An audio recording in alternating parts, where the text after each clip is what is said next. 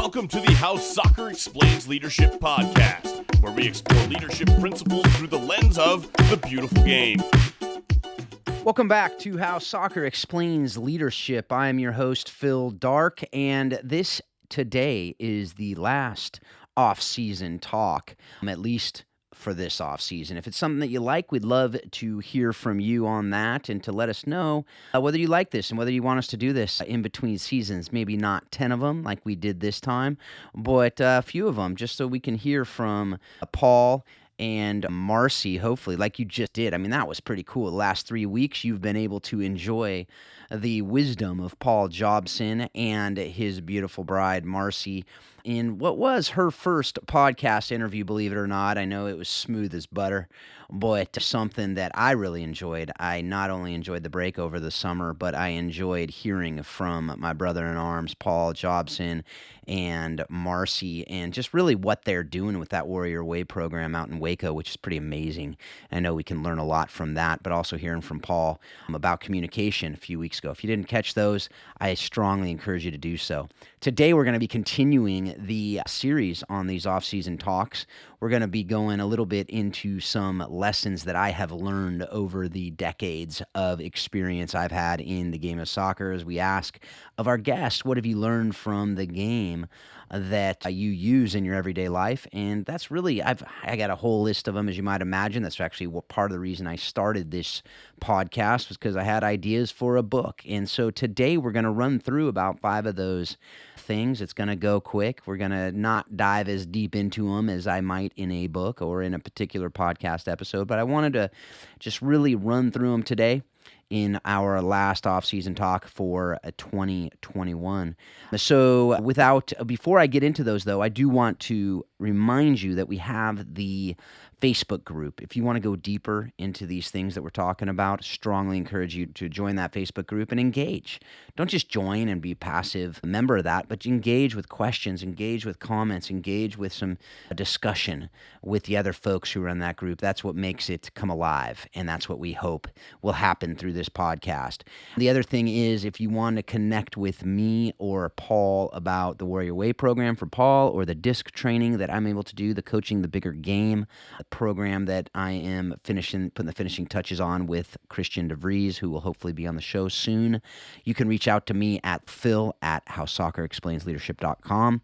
Drop me an email, and we can connect on whatever you want to connect on. So the last 3 weeks, been able to spend some time doing disc training around the country with Baylor, University of Houston, University of Louisiana, some pretty amazing programs that are going on there, some great coaches that have been or will be on the show, as you know, Paul Jobson with Baylor there.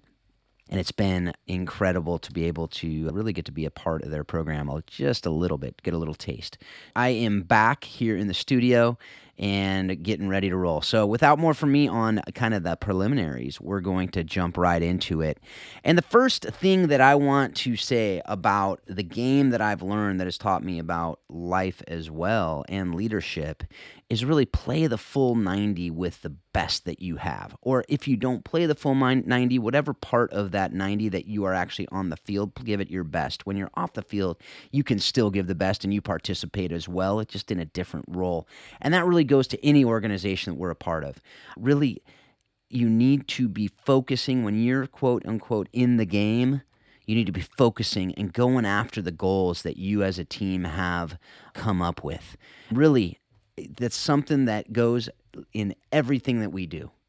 Give it the best that you have. Tracy Ham, who's going to be on the show, I've already done the interview. I'm excited for it. One of the things, she is the UC Davis women's soccer coach. One of the things she says is the way you do anything, you do everything. And I will say that is really this idea. The life lesson from this is have integrity in what you do. Be predictable in that. Allow, in this sense of people know that when they put you on the field, proverbially or literally, they know they're going to get your best. Give 100% effort 100% of the time. Finish well, start well, do everything in between well. right? I mean, what you see when I say the full 90, because so often in games, the first 5 minutes, the last 5 minutes, that's when goals are scored, either because people are not starting well and they're just kind of easing into the game and mistakes happen, or at the end of the half or the beginning of the half or the beginning of the game or the end of the game, really at the end of the game, maybe they're not fully focused and they're not giving 100% effort because they're just tired and they're not able to finish well for whatever reason. That's also when a lot of mistakes happen. So be focused and give 100% effort mentally, physically, emotionally, spiritually, in everything you do. And that will go a long way to getting the results that you want. The second thing that I really have learned over the years is you can work, and anybody who's watched soccer or knows soccer, you know this. You can work super hard an entire game, and one counterattack, one lapse of focus can bring all that hard work down. Right? I just look back and, if you watch the All or Nothing special with Man City, or if you actually watch this game or you remember it like I do, and I'm a United fan, as you know, so it actually brings me joy to tell this story. Man City in an FA Cup game a couple years ago, in this match, they had 81% possession. 81%. So Wigan, this team in the FA Cup who was in the lower division, they had 19% possession. Yes, I can do math every so often. 19% possession, but one counterattack. Remember it, Kyle Walker had a little mistake, and counterattack, Wigan went in on a breakaway, scored 1-0. City was knocked out of the FA Cup because of one lapse of focus, just one little one. And they had the entire game, the entire FA Cup was brought down because of that. And that happens in life. If we lose focus when it's important, when it's critical, all our hard work can come down. All our hard work can be for naught if in certain situations, if we aren't able to focus for the entire time that we need to be focusing. When we're on that pitch, when we are playing, we need to be focusing. I talked about this all the time with my goalkeepers that I train. Basically, you're going to be getting action in a game, maybe a couple minutes of the 80 or 90, however many you're playing. But you need to be focused for that full game so that when those 2 minutes do come, you are ready. And I think that flies to us so many times in life that we get lackadaisical because we're not, quote unquote, in the action. But if we're not ready when it comes to us to perform, we won't be able to do all the things that we're supposed to be doing and we're created to do. So be ready, be focused, so that counterattack of life, so to speak, does not hit you off guard. Be ready for that action when you're called to be ready. So that is that life lesson number 2 for this episode. Always be on your guard and always be ready to perform when called upon. The third thing is, in the game of soccer, football for our global audience, there are no stoppages. Outside of water breaks, which come, and halftime and the end of the game, you can't just call timeout when you're tired or when you're trying to figure something out. You're not like in American football where you call a play every time and you can adjust, or even at the line you can audible because the game hasn't started. In soccer, it is continually going and there are no stoppages. So what is the life lesson here? Well, really it's that we need to be flexible, we need to be alert, we need to be able to make decisions on the fly. Even though some of us aren't comfortable doing that. Some of us are very comfortable doing that. Sometimes we do it even when we shouldn't be doing it. But others of us, it's not as easy. But we need to be able to make decisions on the fly if we're going to be the best that we can be. We need to be able to make decisions in the midst of the battle, in the midst of the game. If we're not able to make those decisions, those split-second decisions, we're not going to be able to flourish. We're not going to be able to be the best on and off the field. And really the way that we're able to make those split-second decisions is by allowing ourselves ahead of time in our practices to learn and have it become muscle memory for us to be doing all these different things that it takes to be a great soccer player. So we can anticipate these things that might come up in the game and we can prepare ourselves for those what would otherwise be surprises on the field. It doesn't come as a surprise because we've prepared our minds and we've prepared in the practices to anticipate these things that come up during the games. so that if you need to make that split-second decision and it's something you weren't expecting, it's not completely unexpected because you have actually practiced your mind in your practices, and you've practiced your body so that your touch is on and so that your ability to make those passes that you need to make are there. And in life, you can also do that by training in all these different things that you're doing, whether it's in school, whether it's in your jobs, for those moments when you're in that pressure cooker, so that you're able to perform. I think of my days as a lawyer. If I wouldn't have prepared all those times when I was actually in the courtroom, when I was actually in an arbitration, if I wasn't ready to be able to deal with that unexpected thing the judge may have asked, if I was doing appeals work, if the judge would ask me a question, I had to be ready. The only way I was ready is if I prepared by reading all those briefs, if I read all of the different things, all of the entire case file, then I was ready to respond to that judge. If I hadn't read it, I would have been caught out like sometimes we are in games on those counterattacks. All right. So the next thing, so that one is the life lesson: be flexible, be alert, and be able to make decisions on the fly by creating muscle memory in practice and preparing yourself for those moments. The next thing is really movement off the ball.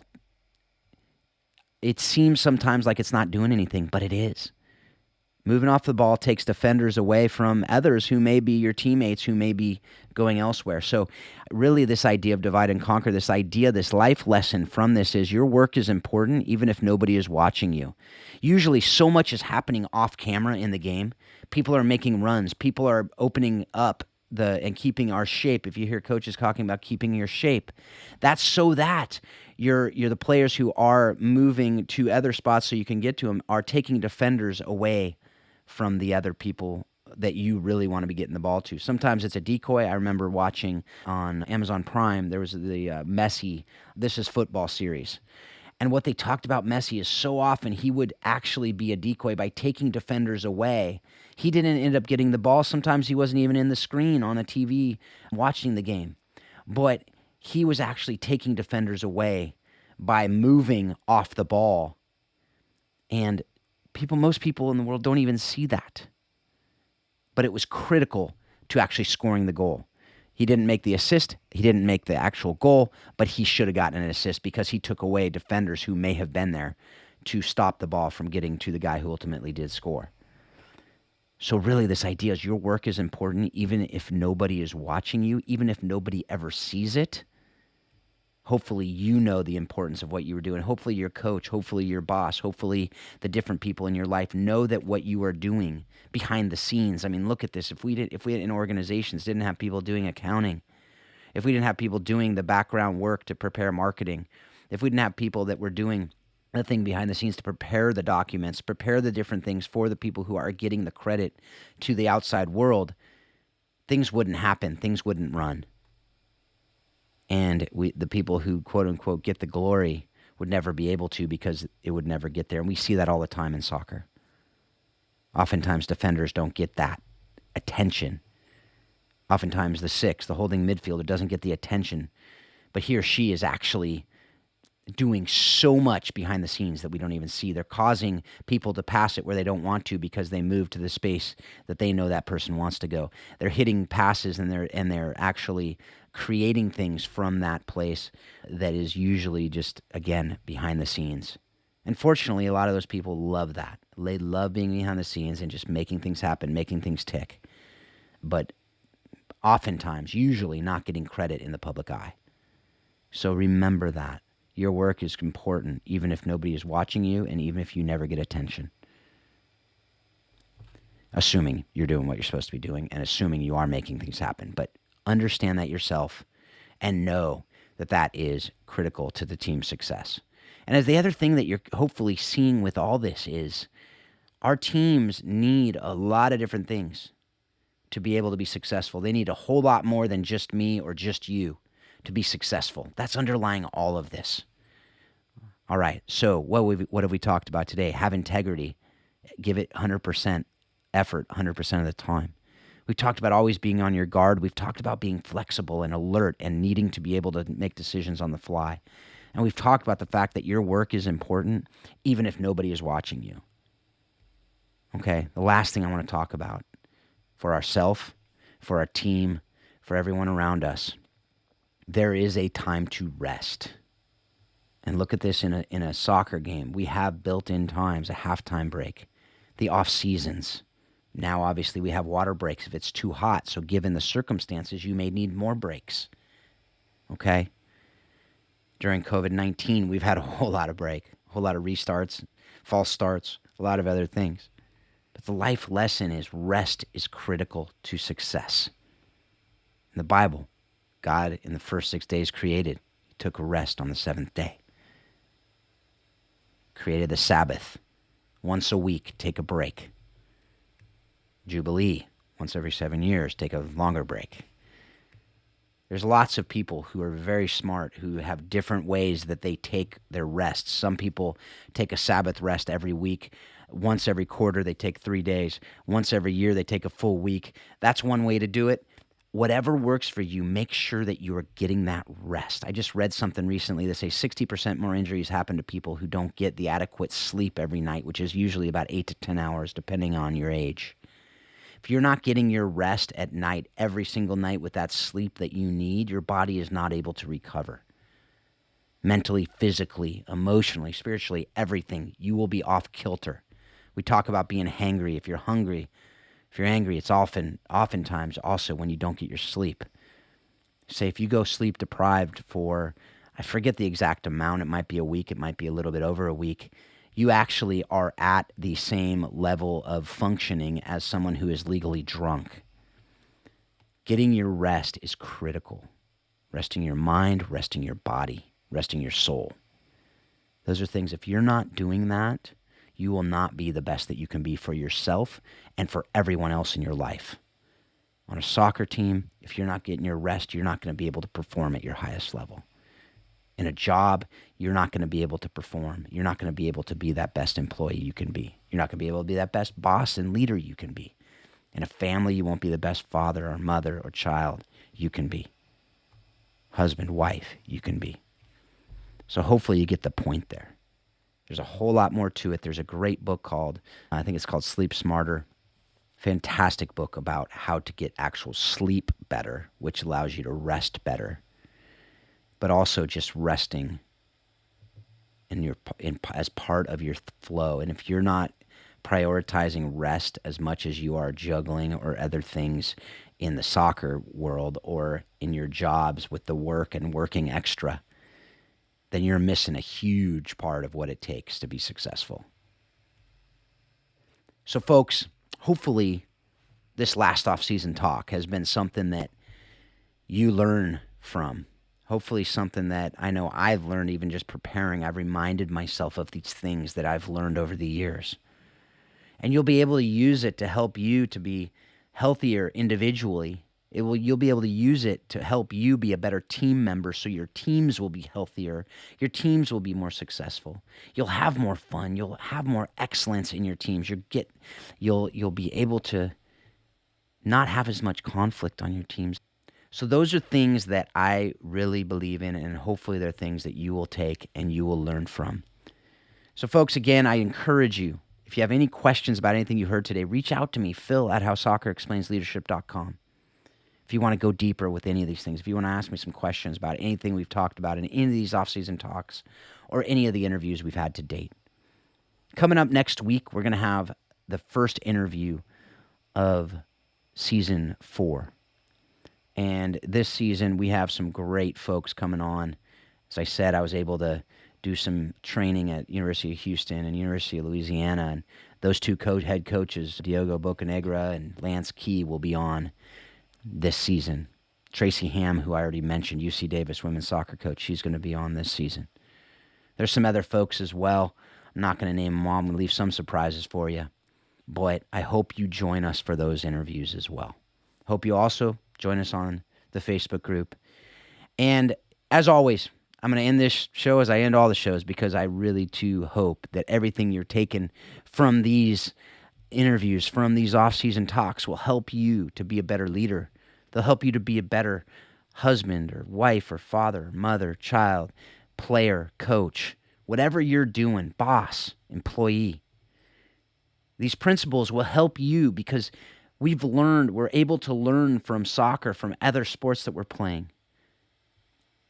how we can be better leaders. And so I do hope that everything you're learning from these episodes are helping you to understand that soccer really does explain life and leadership. Thanks a lot. Have a great week.